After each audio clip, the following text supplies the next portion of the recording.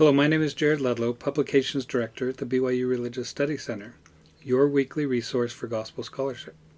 And today we'll be talking about some possible resources that can accompany your Come Follow Me reading for September 25th through October 1st, the book of Galatians.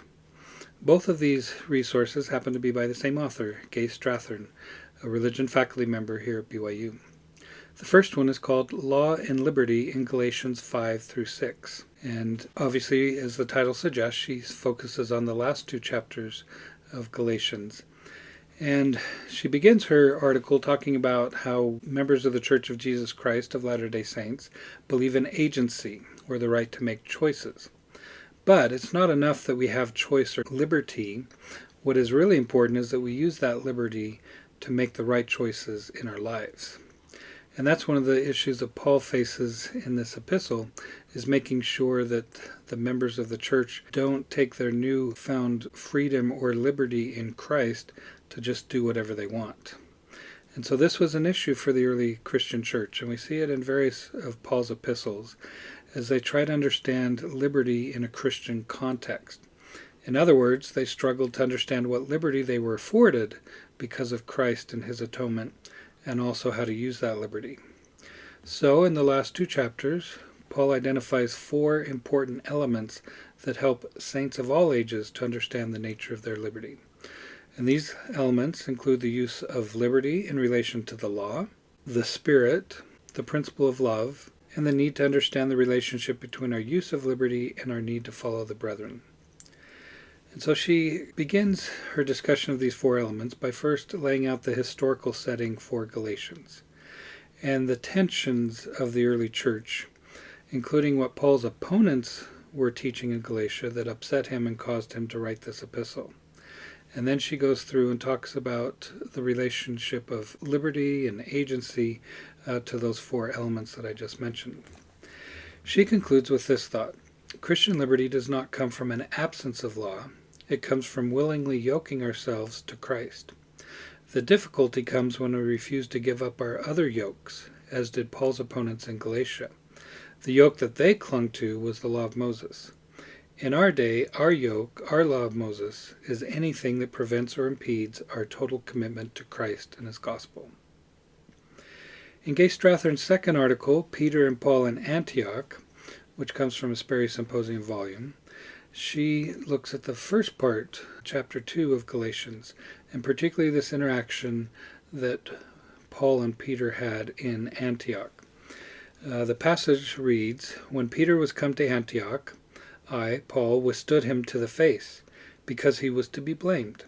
For before that certain came from James, he, Peter, did eat with the Gentiles. But when they, these Jewish Christian visitors, were come, he withdrew and separated himself, fearing them that were of the circumcision."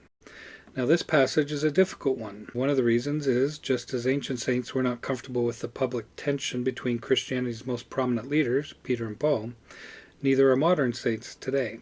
Given the importance of both leaders, it can be difficult to understand what would cause Paul to publicly confront and question Peter's actions. Another difficulty is there's really no simple explanation for Galatians 2:11 through 12, because it's complicated by many issues, three of which she addresses in her paper. First, the spreading of the gospel from Jews to Gentiles. Second, we only have access to one side of the story, Paul's. And third, Paul uses strong rhetoric to defend himself from attacks on his authority and teachings. Therefore, his language heightens rather than downplays the tension. So she then tries to, again, go through some historical background to this incident.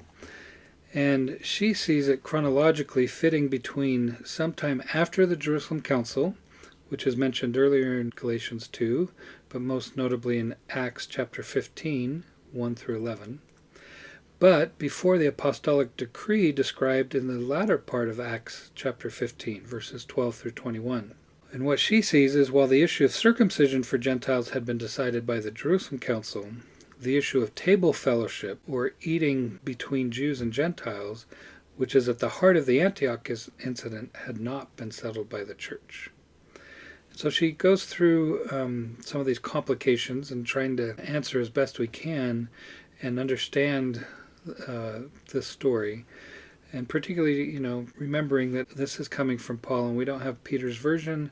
We don't have any explanation for why he did what he did. We just have Paul's response to it. So she ends with this conclusion.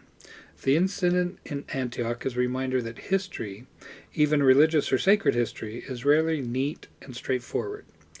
Even though the resurrected Jesus directed the apostles to expand the missionary work and to take the gospel to all the world, the early church clearly struggled to grasp and comprehend all of the implications of such a command. Paul's account in Galatians 2 reminds us that leaders of the church, even after receiving revelation, must still wrestle with complex doctrinal issues.